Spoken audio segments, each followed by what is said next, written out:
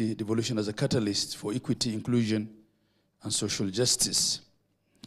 The theme was re-engineering, the sub-theme rather was re-engineering county governments to accelerate development and close socio-economic divide. The conference provided a platform to reflect on the role of devolution in advancing equity, inclusion, and social justice while generating practical proposals for adoption by both the state and the non-state actors towards bridging the socio-economic divide. Today's discussion on how the economy is performing and the low absorption of externally funded programs are not just timely, but critical. The recently launched study by the Kenya National Bureau of Statistics indicates that poverty has increased while the economy has grown. This is an indicator of the need to adjust our approach to development programming. How do we realize the promises of devolution? How do we realize the promises in the devolution dialogue to narrow the socioeconomic divide and bridge the gap between the haves and the have-nots? Ladies and gentlemen, I've said this before, but allow me to repeat it today. Guided by the principle of subsidiarity, the success of development cooperation at the local level lies with the county governments. Counties are intimately connected with their communities. They stand as the vanguards who better understand challenges and opportunities, thus presenting the biggest promise for significant development impact at the grassroots. On behalf of the Council of Governors, I take this opportunity to appreciate development partners who have been steadfast in supporting counties and have seen the need to work with counties at the grassroots. We have witnessed significant results, especially when we plan and implement together. The currency is co-creation. A lot of good things are happening in the key sectors, such as healthcare, agriculture, water, infrastructure, and climate change adaptation, matters governance, assaults, capacity building, and education. This can be strengthened by more co-creation and ensuring that all programs are aligned with the planning framework. Ladies and gentlemen, with respect to externally funded programs, counties acknowledge that ensuring optimal utilization of these resources is central to achieving the impact at the grassroots. Over the past few years, counties have invested significantly in improving systems and capacities to strengthen absorption and accountability. Planning units have been established across counties to align externally funded projects with the county integrated development plans, commonly known as CIDPs, ensuring that resources are well targeted and integrated into the long-term development priorities. In the concluded conference, our resolution number 1 was that both national and county governments shall work collaboratively in promoting accountability and transparency to strengthen credibility, public trust, and confidence. This also requires us all, including development partners, to work together. We must all be accountable. Whereas a lot of discussion will center on low absorption today, allow that I mention that because of our combined efforts, counties are steadily improving in the absorption of externally funded programs. Your Excellency, distinguished ladies and gentlemen, as we reflect on today's theme, let's be guided by the shared objectives of ensuring that every resource mobilized for Kenya delivers maximum impact at the grassroots. For counties, externally funded programming are not just financial inflows, they represent opportunities to improve health, food security, education, infrastructure, and the overall well-being of citizens. As I conclude, allow that I confirm that the Council of Governors remains committed to the principles of devolution and the promise we made to the Kenyan people. We remain dedicated to ensuring that every shilling invested through externally funded programs translates into tangible benefits for citizens, whether in better hospitals, more resilient agricultural systems, safer water, or stronger early childhood education and youth empowerment. Together with our partners and the national government, we are moving towards a future where counties are not only absorbers of funds, but also drivers of sustainable and inclusive development. Your Excellency, Dr. Stephen Jackson mentioned the need to look at the PFM Act. At the moment, in the counties, we have a crisis of procuring, courtesy of the new e-procurement system. And I wrote to the Minister for Finance. I think there's something that is not operationally adding up there. And we might be in a situation where by end of Q1, we'll be accused that we've not absorbed any funding. So probably on the sides, you might need to bring us together to try and unlock that.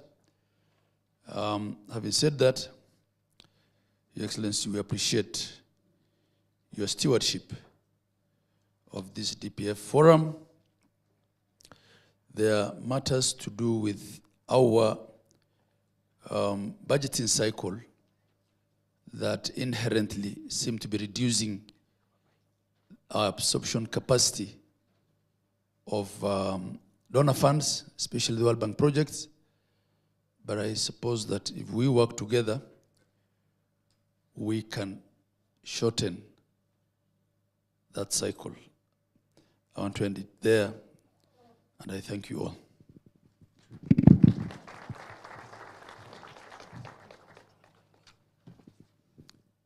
Your Excellency, sir, the Cabinet Secretary for the National Treasury will be making his presentation immediately after your remarks, and therefore will give his introductory remarks at that point. And therefore, without much further ado, I'd want to request us to be upstanding as we invite His Excellency, the Deputy President, to make his remarks.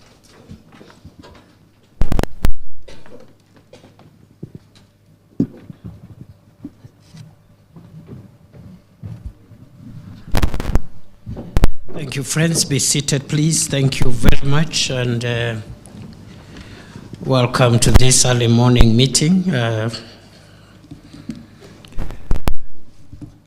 And thank you. Those who have spoken before me have they have made use of time, and I hope the rest of us will do the same. We'll be out of here a few minutes to 10 a.m. Welcome, Kenyans and fellow and friends of Kenya, and I bring you greetings from President William Ruto, who is very optimistic that this engagement will strengthen the vital relationship between the government of Kenya and our development partners. Kenya has been and continues to be a collaborative partner with a global network of nations and to effective partnerships of mutual interest. As we are all aware, development demands in Kenya and many countries far outweigh the available resources. The government is therefore implementing its commitments in partnership with yourselves, not only in alignment with our foreign policy, but also to support the fulfillment of our development objectives. The job creation and income opportunity agenda has become a critical anchor in our programming going forward. Thus, it is important to review existing programs for purposes of evaluating their currency and responsiveness to this agenda of job and income creation and other priority programs within the context of the bottom-up economic transformation agenda. Our focus on opportunities, especially those that help our nascent industries and sectors, including micro, small, and medium enterprises, is our new north. We must drive job and value creation in our programming. Where the same is not perfectly aligned, we must be willing and able to allow change. In other words, we are requesting our development partners to work with us to align existing and future programs with the priorities of Kenya, notably the priorities of the bottom-up economic transformation agenda, which is spearheaded by this administration, and also the vision, the Kenya Vision 2030 priorities. We will also be supporting the diversification of our economy to create jobs and expand the tax base.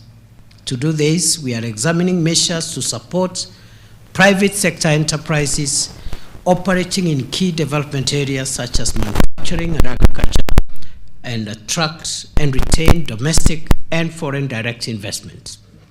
This forum therefore remains a critical platform, not only to review the progress of our official development assistance, but also to reflect on how this assistance aligns with Kenya's national priorities. Most importantly, it's a unique opportunity to cement and fortify the partnership that we all cherish. Ladies and gentlemen, as we convene today, we must ask ourselves a fundamental question, which is, are the ODA programs and projects jointly funded by the government and yourselves, the development partners, demand-driven, or are they supply-driven?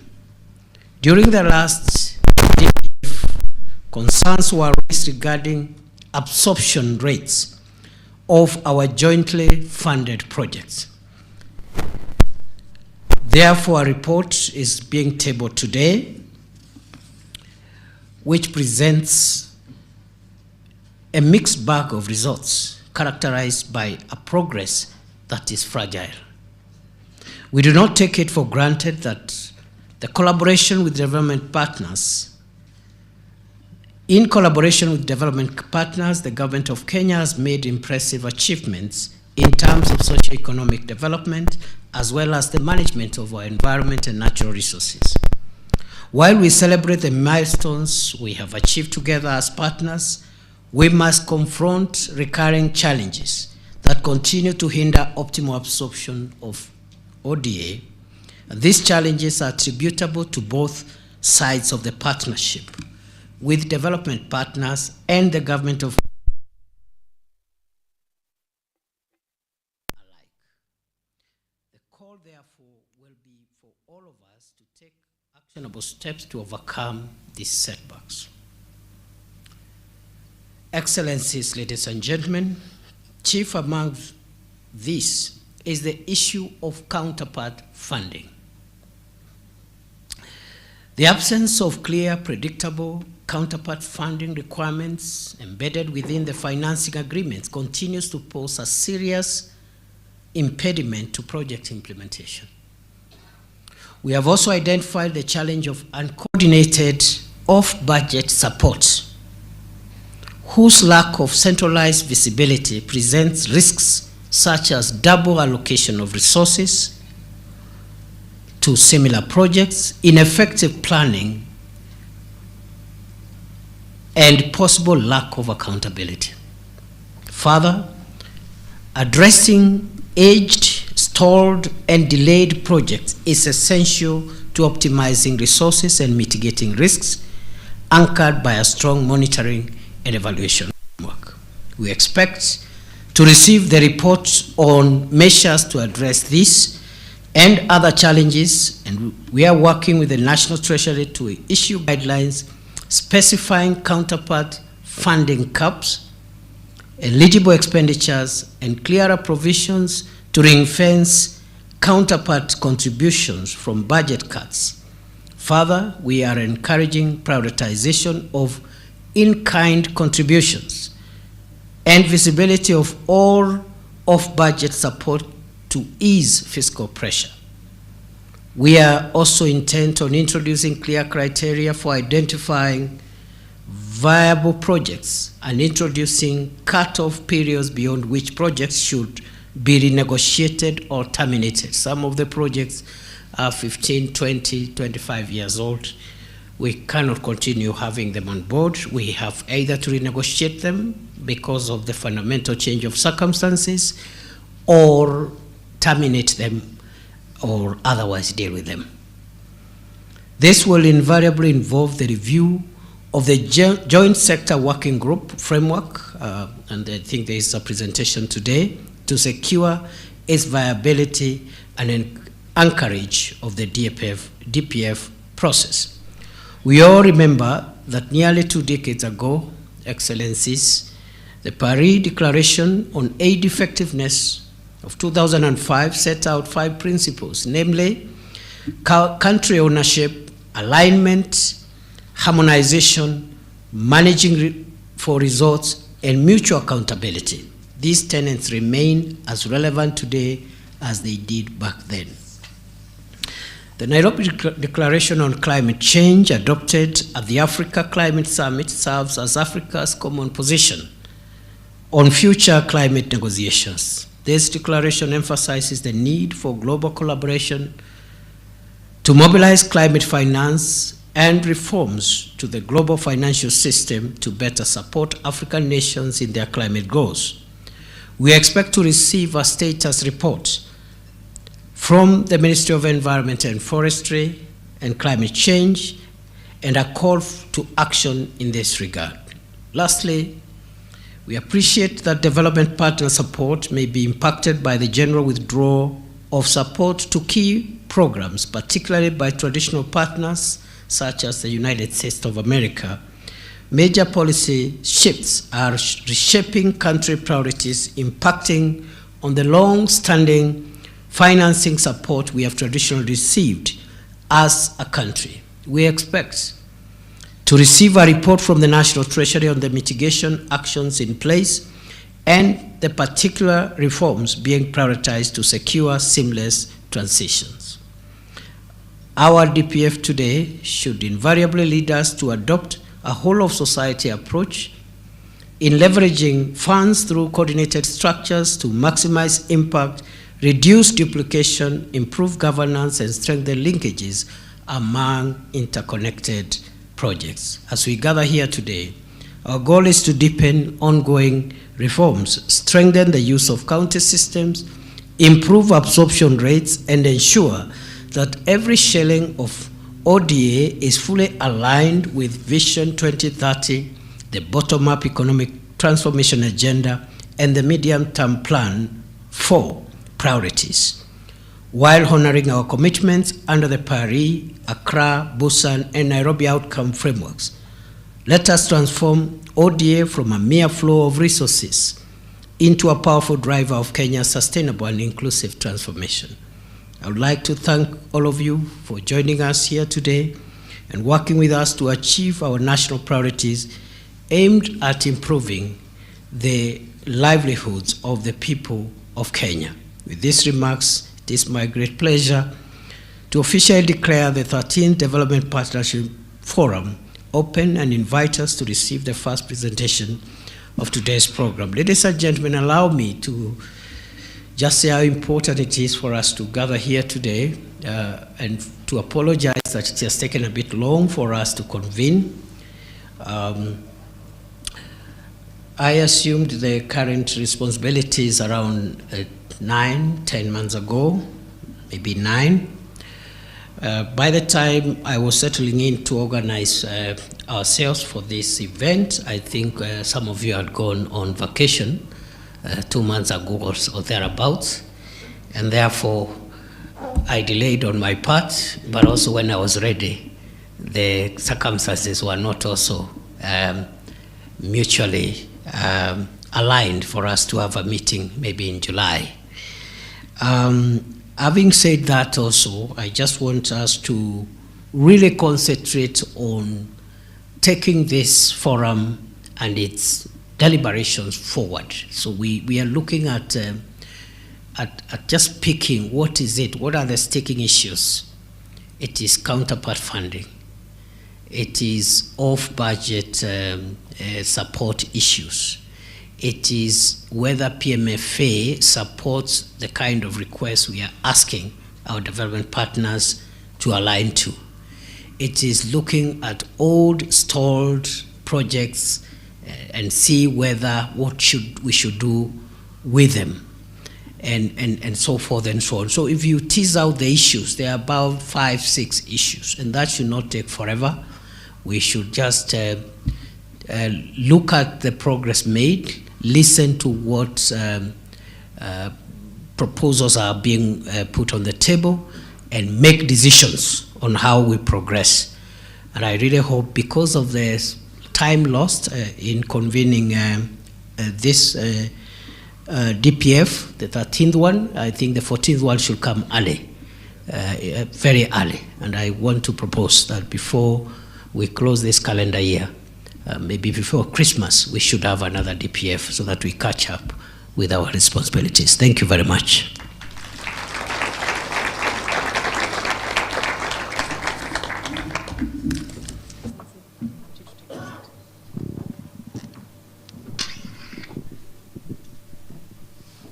Your Excellency, I invite you to take your seat as chair and now hand over to Ambassador Groth to moderate us through the next session of this program. Asante sana. Thank you very much, Wanjiku. Thank you very much, Deputy President, for this programmatic introduction of the day or of the morning. I have the honor and great pleasure now to invite the CS National Treasury and Economic Planning, CS John Badi, for a brief presentation on the macroeconomic framework and the growth projections of the Kenyan government. After this presentation, we will have a brief exchange, and we designated some icebreakers for each discussion to start us off. And I would really invite also the partners of the Development Partner Forum to chip into this discussion. We want to make it interactive and responsive and as engaged as possible. Thank you very much. CS Mbadi, you have the floor. Thank you very much. The Cabinet Secretary for, where is Alfred? He's left. Yeah, he has just left. He informed me that he has another meeting at 9. So who can be a good timekeeper? I wanted him to be timekeeper. CS Ogamba, you're the timekeeper. CS Mbadi has 10 minutes. And thank you, Ambassador Groth, for cheering Harambee Stars. I saw you at the stadium.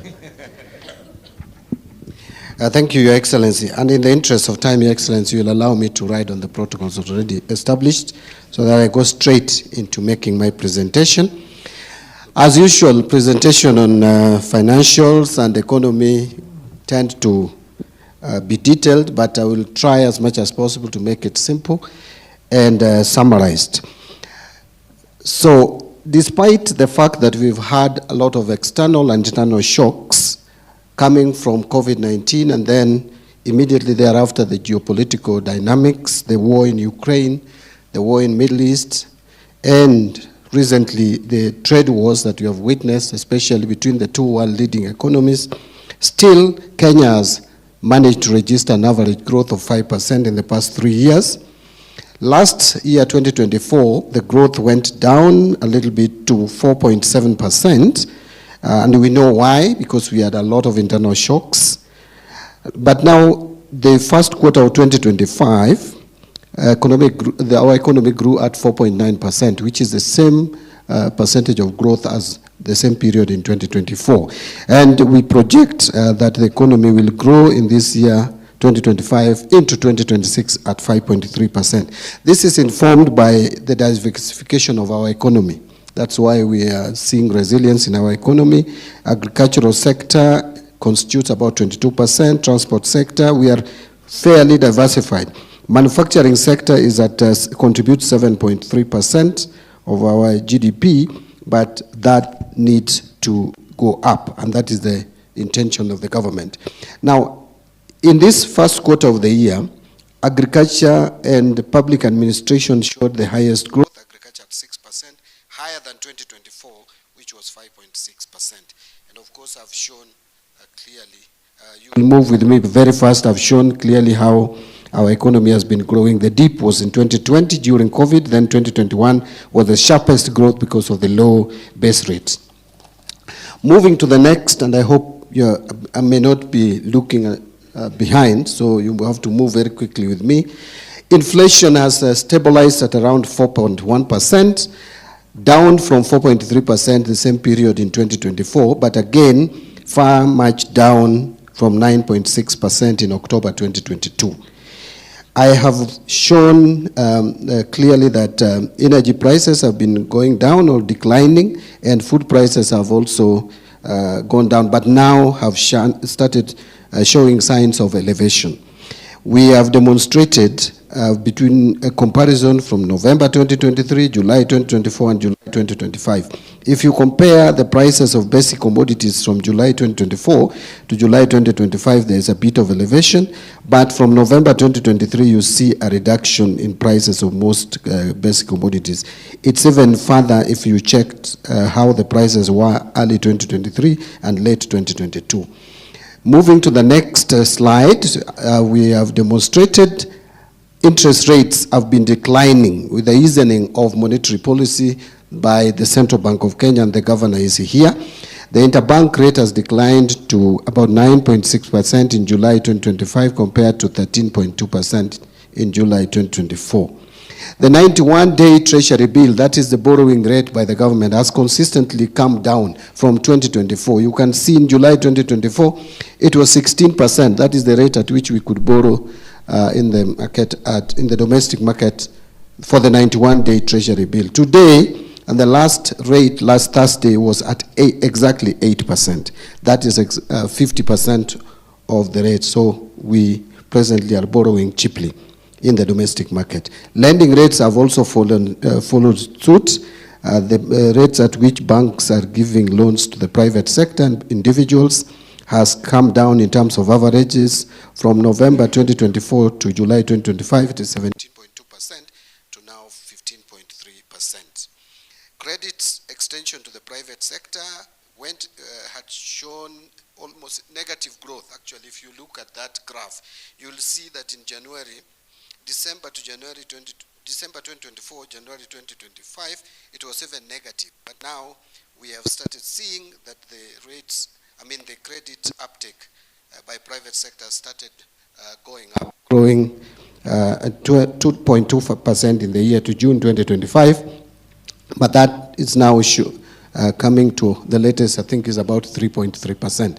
The next slide is about why we have shown resilience as an economy. It's because our current account deficit has been shrinking, and I'm sure we understand what current account is.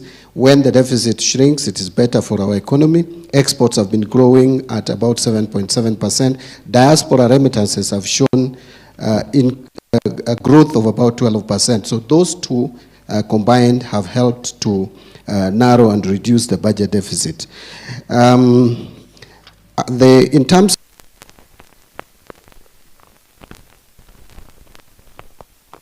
actually, if you check at that graph, you will see that from March 2024 to date, the shilling has been exchanging to the dollar at an average 129.2 and fairly stable. You can see the graph is flat.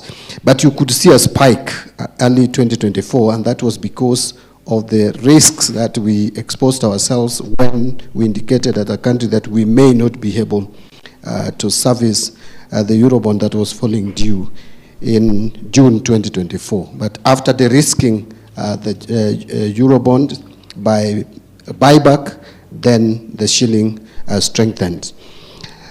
I have given indicators at the capital markets showing very clearly that the capital markets is showing very good stability. This is clearly a reflection of confidence in our economy and also the FDI flows into the economy. We move to the risks situation.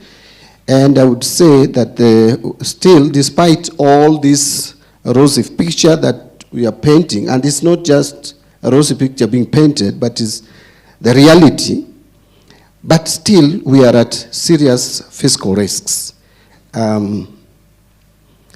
We are continuing to register or record revenue shortfalls. We are still encountering delays in expenditure disbursements, accumulation of pending bills. The debt service cost, which I'll come back to later, is still high. We failed to receive planned external financing from World Bank and IMF, and even part of the UAE loan that we were supposed to get. There's still volatility.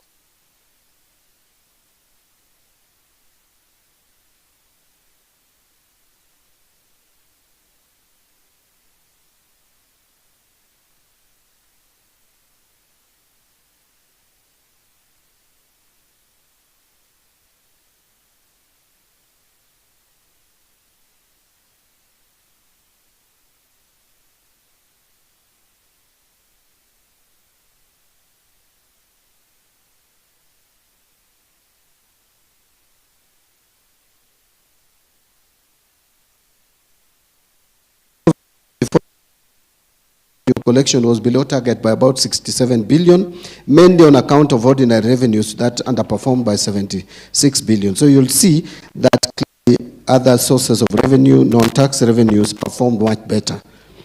Expenditures were also below target by 81 billion. That is in line with our shortfall in revenue. So in terms of budget deficit, it was at 5.8%.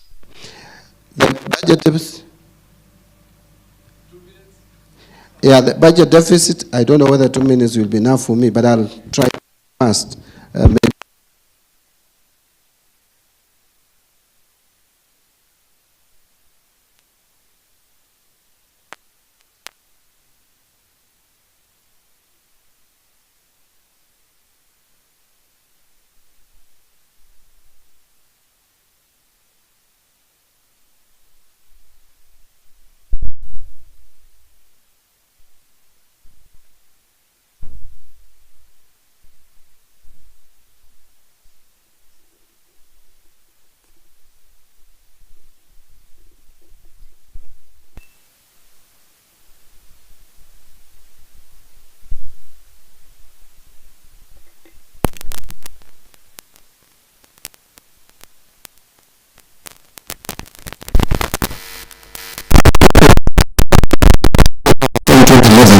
To now only about 12.9%. That is not very good. So that's why we are coming up with tax reforms to make sure that we take our ordinary revenue as a percentage of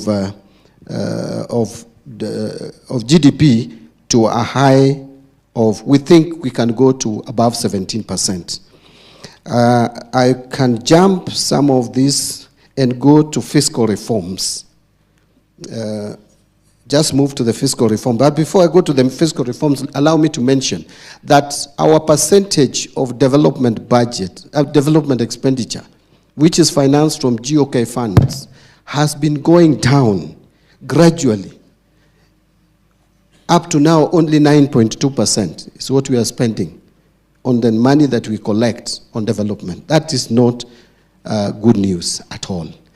And so I would tie it to the low absorption of development partner funding, Your Excellency, that we depend a lot on development partner funding, and therefore if there's also a challenge there in terms of absorption, then our economy will just generally not grow because the development will be affected. We are crowding out our development budget because of recurrent expenditure. We are spending now 48% of our ordinary revenue in servicing debt. So this is something that we must reverse.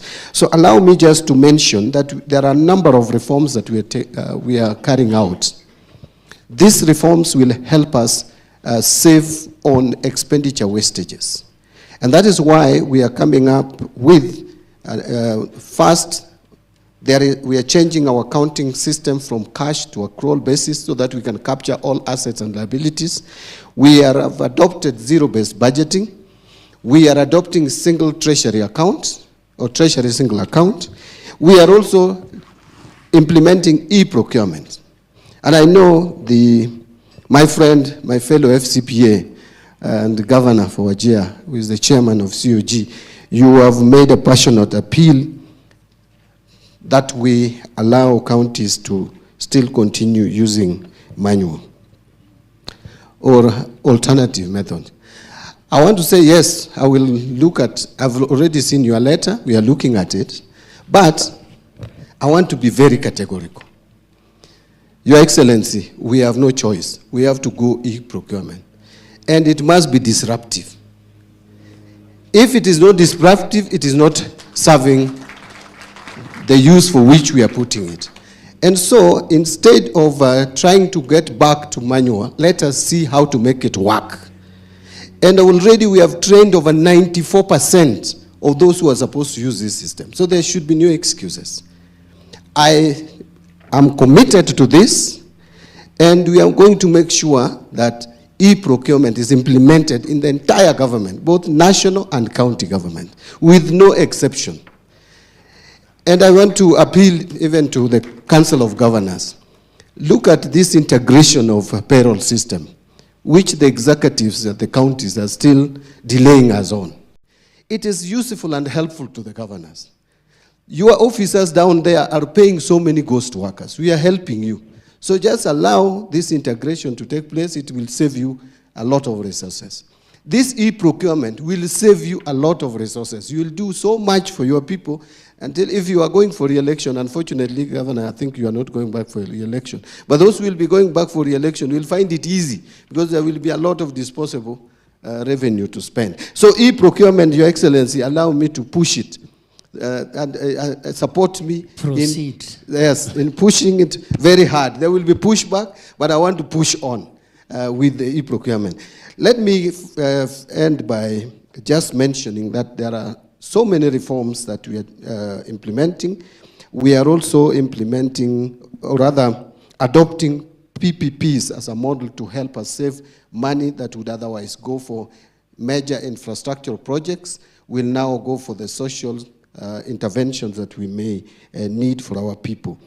I think, and then of course there are state-owned enterprise reforms that we are undertaking, and even securitization. Let me end by going back to this e-procurement. I know that one of the contention that is currently being pushed is that Parliament revoked.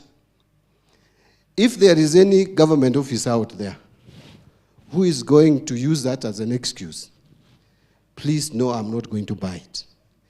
Parliament has not revoked anything, because the question I want to ask, we are implementing IFMIS as an accounting system. Why hasn't it been revoked? Can't you ask yourself? I have issued circulars on zero-based budgeting. I have issued circulars on treasury single account. When I issue circular on e-procurement, people have a problem with it. And all these are circulars from the National Treasury. It's because people have interest in procurement. That is the truth. They still want to go back to manual and manipulate procurement, where they pluck papers from the tender documents. And that is what we are not going to allow. I was hired to bring change. In fact, Parliament vetted me, and one of the things that I committed to Parliament on was to bring e-procurement in government. And they congratulated me for that.